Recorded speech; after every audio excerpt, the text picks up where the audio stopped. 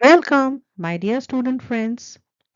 इस वीडियो में हम कर रहे हैं लेटर राइटिंग, जो एक इनफॉर्मल लेटर है। लेटर का टॉपिक है थैंकिंग पेरेंट्स और elders for their advice. Informal letter का पहले हम बेसिक स्ट्रक्चर देखते हैं। तो सबसे पहले जो है सेंडर का एड्रेस आता है, उसके बाद हम डेट लिखते हैं, फिर सैल्यूटेशन होता है, यानी हम जिसे लेटर लिख रहे हैं उन्हें हम कैसे मुखातिब करते हैं। जैसे अगर पेरेंट्स हैं तो आप डियर मॉम एंड डैड कह सकते हैं, डियर अंकल अगर कोई बुजुर्ग है, dear grandparents, my dear parents ऐसे भी लिख सकते हैं।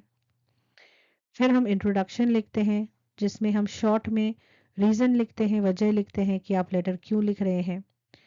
उसके बाद जो मेन बॉडी है उसमें उस चीज़ को हम ज़्यादा डिटेल में लिखते हैं। और फिर जो क्लोजिंग है या कंक्लूजन है, यानी हम जो हमारी लेटर की एंडिंग है वो लिखते हैं। तो अक्सर जो कंक्लूजन होता है वो दोस्ताना होता है, गर्मजोशी से होता है, जिसमें आप अहम नुक्ते का खुलासा या आखिरी ख्यालात जाहिर कर सकते हैं। और आप ऐसे क्लोजिंग फ्रेजेस भी लिख सकते हैं, जैसे take care, best wishes, looking forward to your reply वगैरह। और फिर लास्ट में जो है आप साइन ऑफ स्टेटमेंट कीजिए, जैसे योर लविंग सन या daughter with lots of love और आपका नाम। अब जो हमारा मेन टॉपिक है उस लेटर की हम तैयारी शुरू करते हैं। तो सबसे पहले हम सैल्यूटेशन से स्टार्ट करेंगे। Start with a warm greeting like dear mom and dad. अगर आप चाहें तो जैसे आप उन्हें घर में पुकारते हैं वैसे भी आप ग्रीटिंग में लिख सकते हैं, जैसे डियर अम्मी एंड अब्बू। अब है इंट्रोडक्शन का पार्ट। यहाँ पर सबसे पहले explain why you are writing this letter, कि आप ये लेटर क्यों लिख रहे हैं, वो आपके पेरेंट्स के सामने रखेंगे। Mention that you are thanking them for your support and advice. तो जिस रीजन से आप लिख रहे हैं, आप इसलिए लिख रहे हैं कि आप उनके सामने इस बात को जाहिर करना चाहते हैं कि उनका जो सपोर्ट, उनकी जो मदद आपको मिली, उनका जो मशवरा आपको मिला, आप उसके लिए उनका शुक्रिया अदा करना चाहते हैं। Problem and confusion.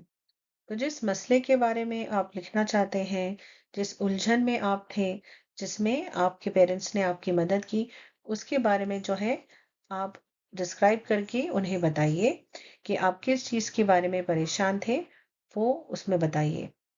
Be honest and explain your feelings. और ईमानदारी से बताइए, और जो आपके जज्बात हैं उनको जो है सामने लाकर जाहिर करिए। Advice from parents.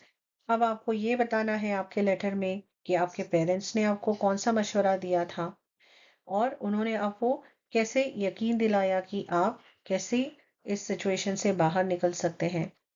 Talk about how their words give you confidence और हेल्प यू थिंक डिफरेंटली। कि उनकी जो वर्ड्स थे, उनके जो अल्फाज थे जो उन्होंने आपसे कहे, उनसे आपको कॉन्फिडेंस कैसे आया, एतमाद कैसे आया, और कैसे जो है उससे आपको मदद मिली कि आप अलग तरीके से सोच सकें। How would you follow their advice. जो एडवाइस उन्होंने आपको दी थी, उस एडवाइस को, उस मशवरे को आपने कैसे उसको अमल में लाया आप, और आपने कौन से कदम उठाए ताकि आप उस सूरत हाल से बाहर निकल सकें। रिजल्ट, नतीजा। Talk about the positive changes that happened after you followed their advice.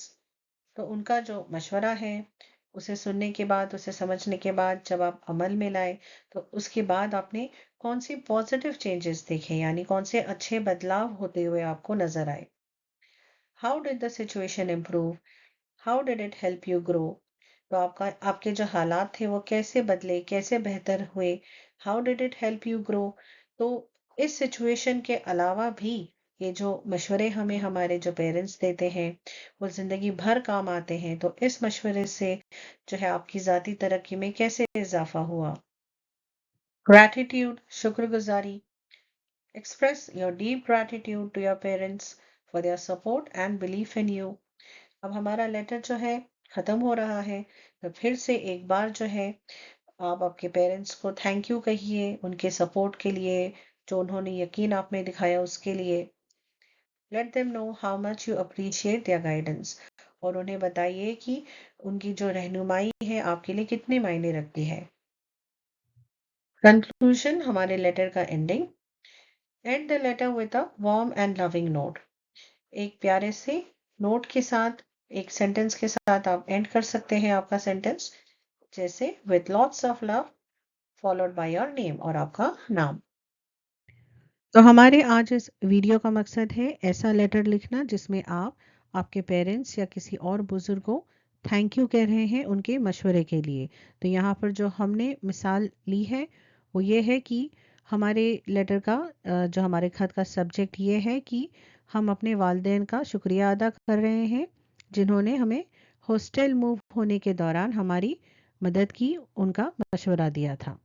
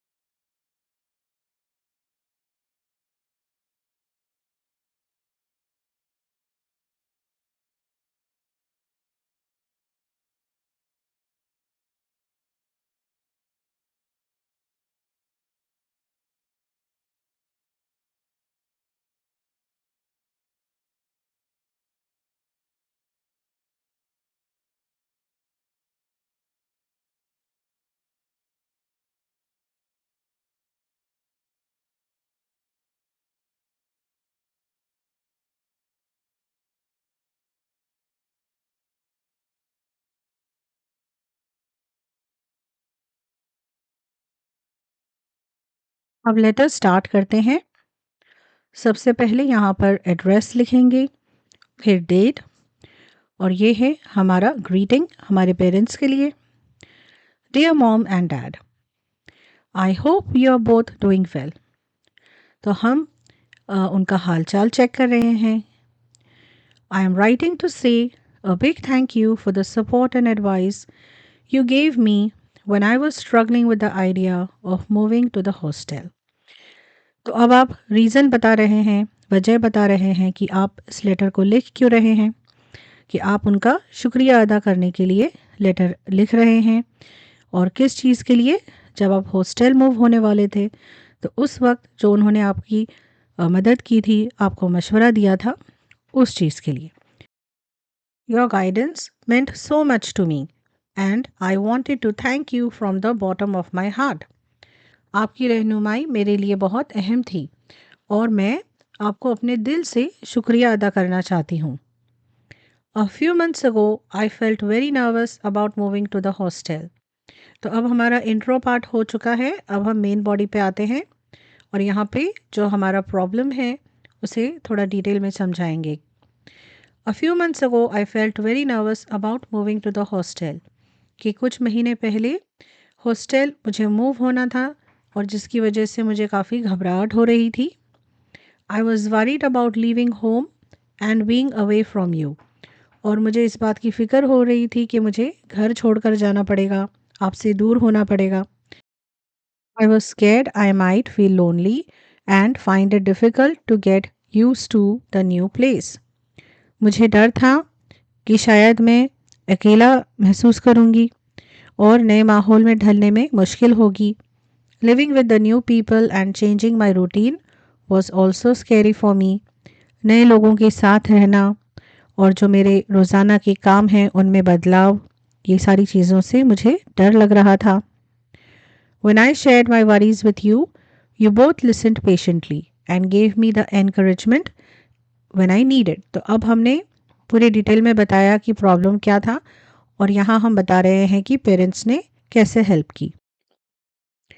तो जब मैंने आपसे अपनी परेशानियाँ शेयर की, आप दोनों ने सब्र से सुना और मुझे वो हौसला दिया जिसकी मुझे ज़रूरत थी. You told me that it was okay to feel nervous and that this decision could help me become more independent and responsible. तो आपने कहा कि परेशान होना ठीक है और यह फैसला मुझे ज़्यादा खुद मुख्तार और ज़िम्मेदार बनाने में मदद दे सकता है.